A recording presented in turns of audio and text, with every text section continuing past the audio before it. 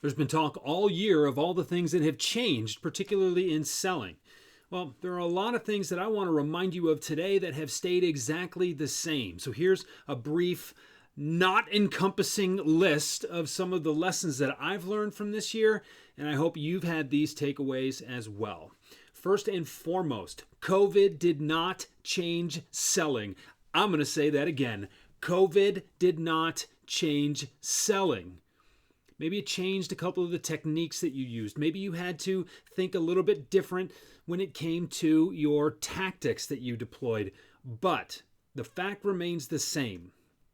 You solve problems and other people have those problems. It is always going to be your job to find those people, show them how you can help them, and show them the results and the outcomes that you can create for them. Hopefully, the results and outcomes that no one else can achieve for them or help them to achieve. Look, I've said this before, and you can go back and you can find some of the LinkedIn posts and hear some of the discussions, particularly a really animated one I had with Jason Bay back in the summertime. Look, when you get a new car, driving doesn't change, even if some of the ways that you drive may have. So I want to reframe this for you, or I want you to reframe the way you think about this.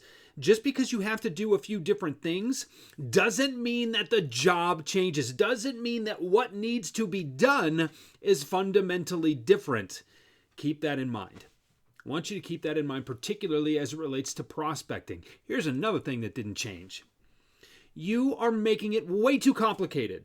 You are hearing all the voices and the angels and the devils on your shoulder about, you should do it this way, or isn't there software that can help me do this better, or is it whatever. You will tie yourself up in knots trying to figure out the best way to do something because you heard something on a social media network or on a podcast.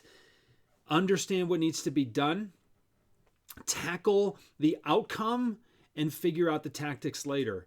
But it's very, very simple. Just like selling is a very, very simple concept. You know that you have helped people before. Make sure you're doing the work. Make sure you're telling people how you can help them because you've helped other people, other companies that look like them in the past.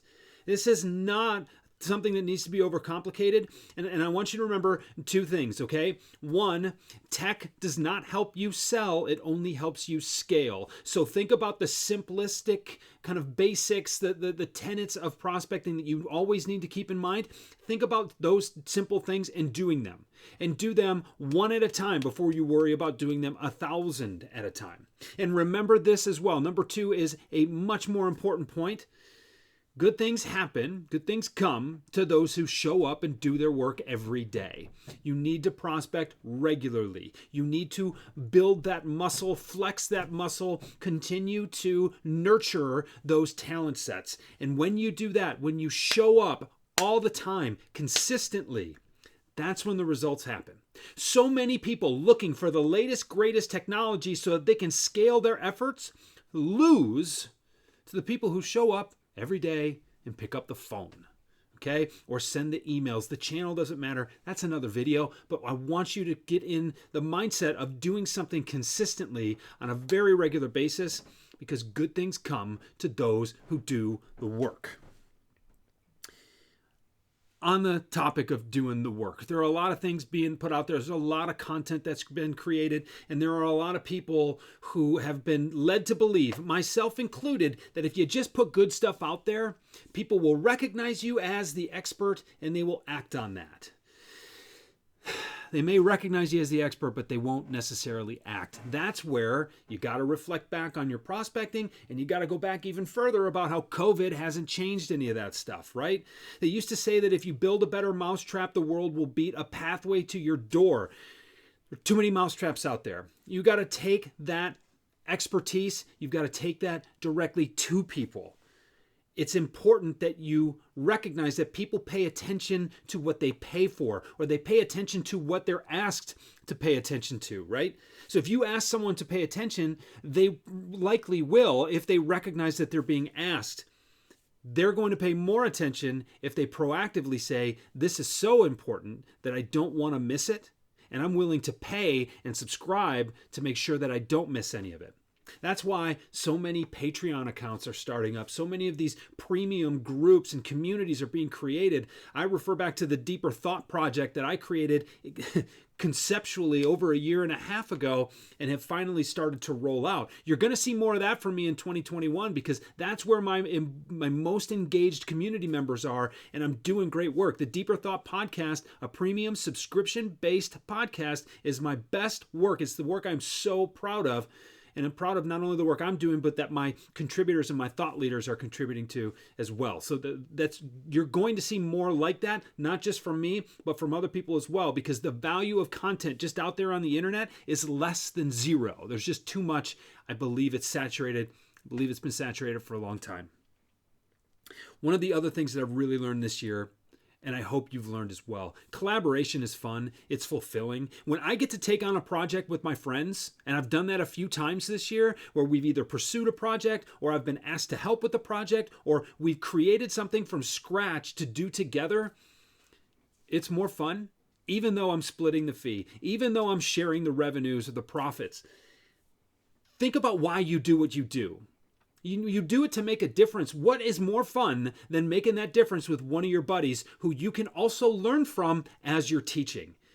That is such a cool way to approach things. I don't see enough people doing that. I hope I see more of it. But collaboration makes the whole journey a whole lot more worthwhile and a lot more fulfilling. So consider that the next time you approach a deal that maybe you don't have all the answers to. It might be much more fun if a colleague, a friend, just a cohort who has another solution. It may be really valuable for you to combine your efforts and really make a difference for that client or that prospect. The last thing that I want to touch on, because this video is already longer than I needed it to be, stillness is the key. I've learned this much more recently this year, to the end of this year, as I finally decided that I was only powerful enough to handle some of that.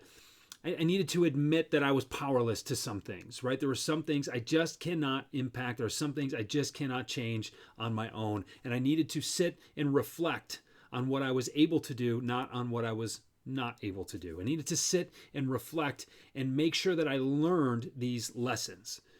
Sometimes you can't work your way through a problem because you end up working through the wrong solutions. Sometimes you need to sit and be still and be calm and think.